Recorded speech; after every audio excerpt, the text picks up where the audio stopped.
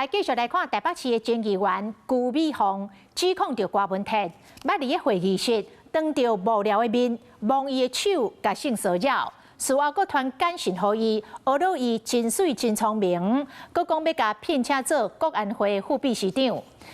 民众党针对这指控，讲支持当事人申诉，互双方拢有机会表示意见。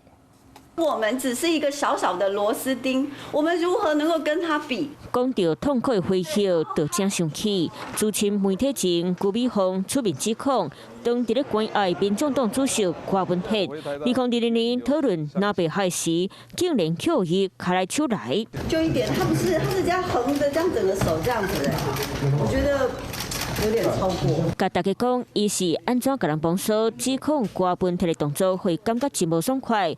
2020年郭文铁入任台北市长时，敢若已经布局输入来总统大选。10月初，郭文铁找着支持者辜美凤商讨南北海规划，所以用伸手摸伊的手骨，佮讲皮肤真好，互大家拢惊甲讲气。落尾1个月后，佮一摆面会，辜美凤伫咧闪夹偷人伊面头前，当面指控郭文铁改骗说，迄当时伊煞头压低低。 无话无句，趴伫咧会议的桌顶，头趴下来，然后就变成说我要住嘴了。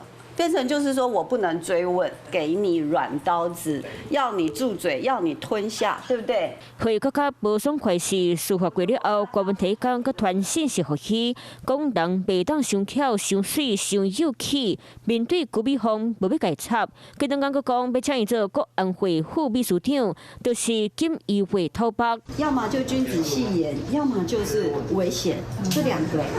当总统，你不感觉很危险吗？因为柯文哲主席羁押禁见当中，本党无从进一步的了解。台湾民众党强烈谴责这种捕风捉影、套上黄色滤镜看待一切、误导社会大众的报道，在柯文哲主席无法为自身辩驳的时刻，对他进行人格摧毁。郭文铁计划性案搁伫咧调查，即马搁捌到密土性骚扰，互伊甜心的情绪搁再加一惊。